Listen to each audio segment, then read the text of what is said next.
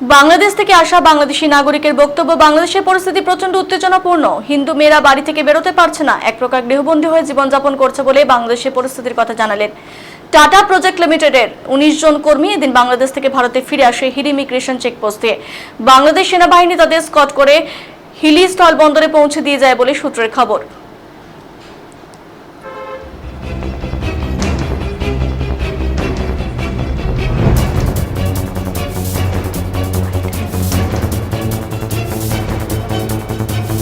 হিলি স্থলবন্দর দিয়ে রপ্তানি বাণিজ্য প্রায় স্বাভাবিক রয়েছে। পাশাপাশি হিলি ইমিগ্রেশন চেকপোস্ট দিয়ে দুদেশেই লোক যাতায়াত চলছে।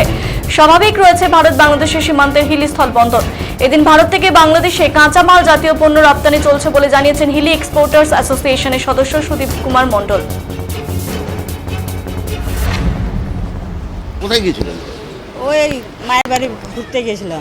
বাংলাদেশে? হ্যাঁ, বাংলাদেশে। বাংলাদেশে কোথায় গিয়েছিলেন? ওই যে নওগাঁর দিকে। তো ওখানে কি পরিস্থিতি ছিল? পরিস্থিতি আর কিচ্ছু বলা যাবে না। বাপ রে বাপ, এত মার কাট, বাড়ি ঘর পুরা আগুন দিয়ে পুরা, গাড়ি ঘোড়া পুরা ভাঙ্গা চূড়া, মারামারি, বড় বড় দাও লাঠি ঠাঙা দিয়ে মারতিছে, যাকে রাস্তার পাশে তাকে মারামারি করতেছে, এমন মার ধর করতেছে, বড় বড় দাও হাসুয়ালিয়ে। আমরা তো গেছি, আমরা এতে কয়দিন হলো, 15-20 দিন হলো আমরা গেছি। কেমন করে আসবো, গাড়ি পাই না, গাড়ি বন্ধ, খালি আমরা কান্দাকাঠি মা বেটা করতে। আর ছেলেরা বউয়েরা বাড়িতে আছে, আমরা কান্দাকাঠি। হ্যাঁ, ঘুরতে গেছি অনেকদিন পর, 13 বছর পর মায়ের বাড়ি গেছি। আর যাই সুখ শান্তি পাওয়া গেল না, এই অবস্থা। কিভাবে আসলেন? না, আসার সময় টোটো দিয়ে আসলাম, 5টার সময় বাড়ি থেকে বাড়াইছি, 5টার সময় বাড়াইছি। রাস্তাতে কিছু হয়নি, মানে ভারতে ঢুকে একটু শান্তি পেলেন? হ্যাঁ, শান্তি পেলাম। এতে মানে ওই দেশের পরিস্থিতি এমন অবস্থা হয়েছে। কোথায় গিয়েছিলেন?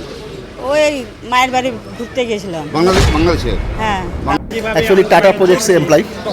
আমাদের ওখানে একটা সরকারি লাইন, পিজিসিবির লাইন ছিল, সেই লাইনের টেন্ডার পায় টাটা। সেই লাইন আমরা করতে গেছিলাম, বছর 2 ধরে লাইনটা চলছিল। ওই লাইনটা শেষ হওয়ার একদম শেষের দিকে আমরা, মানে আমরা হয় 2-3 মাসের কাজ আছে, তারপরে আমরা লাইনটা হ্যান্ড ওভার করতাম। সেই সময় আমরা এই পরিস্থিতি আমরা সম্মুখী হই। খুব আমরা প্রত্যেক কটা এমপ্লয়ি ছিলাম, সবাই মোটামুটি আমরা। হ্যাঁ, আজকে আমরা 19 জন ফিরলাম স্যার। আজকে আমরা 19 জন ফিরলাম, আরও 3 জন আছে আমাদের ঢাকাতে, আমার স্যাররা ঢাকাতে আছে। পরিস্থিতি খুবই ভয়ানক, আমরা নিজের চোখে যা দেখেছি আমরা বলে বোঝাতে পারবো না। আমরা কীরকম, মানে আমরা ঘর থেকে বেরোতে পারিনি, আমাদের দেখে হাত পা কেঁপেছে, এমনও হয়েছে। রাত্রে ঘুমাতে পারিনি, আমরা এক একটা রুমে 5-6 জন করে থাকতাম, শোয়ার জায়গা নেই, কিন্তু 5-6 জন করে থাকতাম, যে কিছু হলে ডিফেন্সটা করতে পারবো আমরা নিজেদের কিছু। পরিবারের লোকজন চিন্তা ছিল? অবশ্যই। তারা যোগাযোগ করেছিল? মাঝখানে 2 দিন নেট অফ করে দেওয়া হলো, আরও টেনশন হয়ে গেলাম। ওয়াইফাই নেট সব বন্ধ করে দিয়েছিল 2 দিন। এটা আবার খুললো যবে আপনাদের রাষ্ট্রপতি শাসন যেদিনকে ডিক্লেয়ার হলো, সেদিনকে আবার নেটটা খুলে দেওয়া হলো। তারপর থেকে আবার মানে ভর্তা, মানে আমরা যা দেখেছি নিজের চোখে, আমরা জীবনে কোনো অভিজ্ঞতা বলেন। যেমন অভিজ্ঞতা, আমরা নিজেদের ছাদ থেকে দেখছি আমাদের চোখের সামনে দোকানপাট ভাঙছে, ভেঙে মাল বার করে আগুন লাগিয়ে দিচ্ছে। এটা ধূপচাচিয়া, বগুড়া ডিস্ট্রিক্টে ধূপচাচিয়া। ট্রাক দাঁড় করিয়ে জ্বালিয়ে দেওয়া, ছিনতাই করে নেওয়া, ট্রাকের সামনে আগুন লাগিয়ে দেওয়া, মাঝখানে কাঠ ফাট লাগিয়ে দাউ করে আগুন।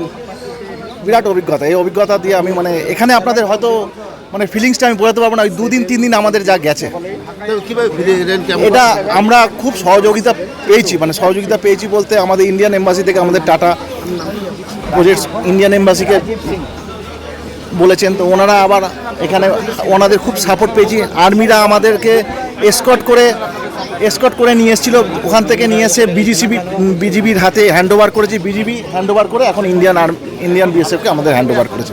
খুব সাপোর্ট পেয়েছি আমরা। এখন তো স্বস্তি? এখন অবশ্যই স্বস্তি, এখন স্বস্তি। এক্সপোর্টের পরিস্থিতি কীরকম রয়েছে, চলাচল করছে কিনা? এক্সপোর্টের পরিস্থিতি সকাল থেকেই মোটামুটি স্বাভাবিক বোঝা যাচ্ছে।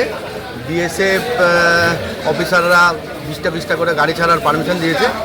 মনে হচ্ছে কিছুক্ষণের মধ্যে আরও স্বাভাবিকের পরিস্থিতি চলে আসবে। শুধুমাত্র কাঁচা মালগুলো এখন আপাতত যাচ্ছে, এবং পাকা মালগুলো যেগুলো আছে সেগুলোরও অফিসার, বিএসএফের অফিসারও আপনার অর্ডার দিয়েছে। আমাদের সুবিধা পোর্টালের যে অফিসার আছে জয়ন্তবাবু, উনিও পার্কিংয়ে গিয়ে অর্ডার করেছে, এবং কাস্টমসের সুপারিনটেন্ডেন্টও এটা জানে, এবং 20টা করে গাড়ি আপাতত ছাড়বে। আচ্ছা, গতকাল যে সমস্ত গাড়িগুলো আটকে ছিল পোর্টে, বাংলাদেশ পোর্টে, তারা কি সবাই ছিঁড়ে এসছে? গাড়ি তো ফেলেনি, ড্রাইভারগুলো এসেছিলো। এখন তার মধ্যে কালকে বিকালে 14টা ড্রাইভার আবার ব্যাগ গেছিলো গাড়িটা খালি হবে জন্যে। আজকে সকালেও আবার অনেক ড্রাইভার গেছে, গাড়িগুলো খালি হচ্ছে এবং ওখানে আজ সকালে 15টা গাড়ি ফিরেছে। হ্যাঁ সকালে কিছু খালি গাড়িও বেরিয়েছে। হ্যাঁ তবে এক কথায় এক্সপোর্ট এখন মানে হ্যাঁ মোটামুটি স্বাভাবিকের দিকে। কি নাম? নাম সুদীপ্ত কুমার মন্ডল। মানে কি পোস্ট আছেন? আমি এক্সপোর্টারের অ্যাসোসিয়েশনের সাধারণ সদস্য।